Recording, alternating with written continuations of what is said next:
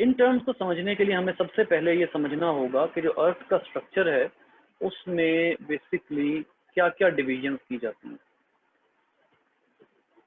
देखिए, सबसे पहली बात, आप यहाँ पर ड्राइंग को इग्नोर कीजिएगा। सबसे पहली बात ये है कि हम अर्थ को डिफरेंट स्केल्स में डिवाइड करते हैं। ठीक है, अर्थ को जब हम स्केल्स में डिवाइड करते हैं तो एक वो स्केल होते हैं जिसमें हम लाइंस ड्रॉ करते हैं फ्रॉम राइट टू लेफ्ट।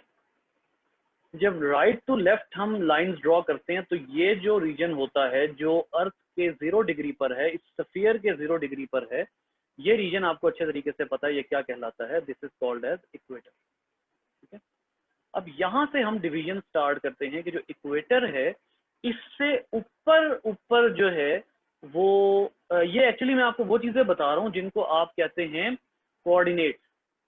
ये कोऑर्डिनेट्स जो खास तौर पे पायलट्स को सिखाए जाते हैं ना, कोऑर्डिनेट्स जो होते हैं, ये अर्थ के कोऑर्डिनेट्स ये इकोसिस्टम में भी, इकोलॉजी में भी काफी ज्यादा यूज होते हैं। फिर क्या होता है कि हम अर्थ को मजीद लाइंस ड्रॉ करके डिवाइड करते हैं। कैसे? वो ऐसे कि इसमें ये मैं पहले ये लाइंस ड्रॉ कर लूं। 0 डिग्री पे मौजूद है, इस अर्थ के स्फीयर के 0 डिग्री पर इक्वेटर मौजूद है। जैसे जैसे आप नीचे से ऊपर की तरफ लाइंस ड्रॉ करते जाते हैं तो हर 30 डिग्री के बाद आप अर्थ को एक लाइन जो है उससे डिवाइड करते हैं। 30 डिग्री, 60 डिग्री, और यहां पे आगे कौन सा डिग्री बनेगा? 90 डिग्री। ठीक है, 90 degree away from equator, 30 degree, 60 degree.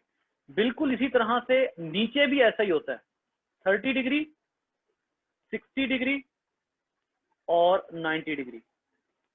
और 90 और 90 कितना होता है? 180। और जब आप इस 180 को प्लस करते हैं पूरी स्फीयर पर तो ये कितना बनता है? 360 डिग्री। तो ये जो इक्वेटर होता है, इक्वेटर से ऊपर की तरफ हम डिवीजन करते हैं और नीचे की तरफ हम डिवीजन करते हैं, इनको हम कहते हैं लैटिट्यूड। इनको हम कहते हैं लैटिट्यूड। इक्वेटर से ऊपर की तरफ और डाउनवर्ड जो हम डिवीजन करते हैं। और याद रखिए कि जैसे जैसे हम इक्वेटर से ऊपर को जाते हैं तो इस पोल को आप क्या नाम देते हैं? This pole will be called as north pole and this pole will be called as south pole. याद रखिए कि जब आपने अर्थ को डिफरेंट हिस्सों में डिफरेंट डिग्रीज इक्वेटर से अर्थ के स्फीयर को डिवाइड करना शुरू किया, 30 degree away from equator, 60 degree away from equator, 90 degree away from equator. और देखें, अगर मैं कहता हूं फलां चीज 60 डिग्री साउथ है तो इसका मतलब है वो इक्वेटर से नीचे की तरफ। और अब देखें ना, आप अर्थ में, आप एनिमल्स में क्या यूज करते हैं? एनिमल की कमर की तरफ कोई चीज हो तो आप क्या वर्ड यूज करते हैं? डोर्सल। आप ये नहीं यूज करते अप इन द बॉडी, आप यूज करते हैं डोर्सल।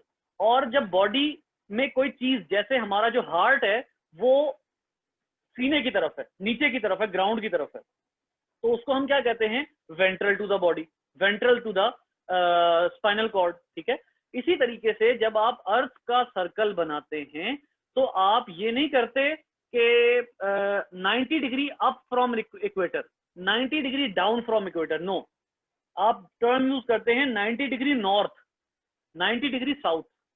ठीक है, या 60 डिग्री साउथ, 60 डिग्री नॉर्थ। ठीक है, सो पहली बात तो ये है कि अर्थ को इन जो है वो डिविजन्स में डिवाइड किया जाता है। ये सारी बातें मैंने क्यों की हैं?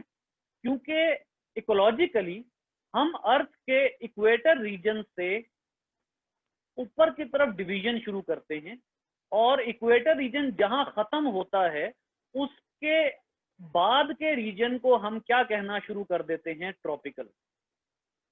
फॉर एग्जाम्पल ले लेते हैं, इतना रीजन जो है वो, इसको हम नाम देते हैं ट्रॉपिकल। अच्छा, ये ट्रॉपिकल किस बेस पर होता है?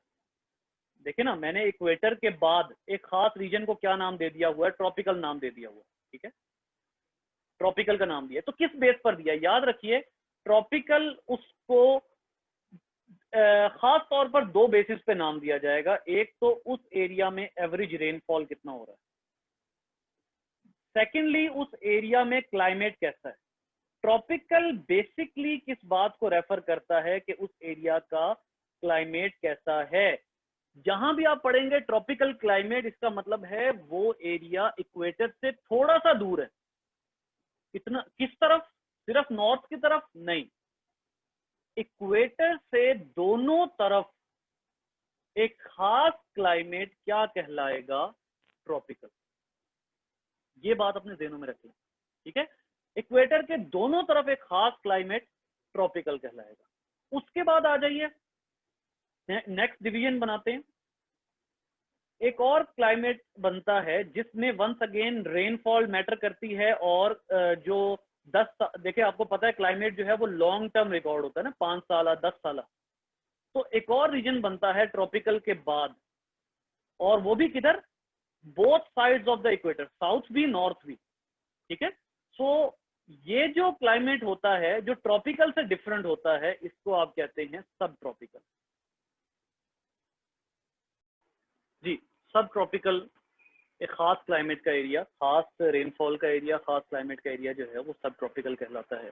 उसके बाद जैसे जैसे आप नॉर्थ पोल और साउथ पोल की तरफ जाना शुरू करते हैं, वैसे वैसे जो रीजन होता है वो किस में डिवाइड होना शुरू हो जाता है? कोल्ड रीजन आगे डिवाइड होना शुरू हो जाता है टेम्परेट में।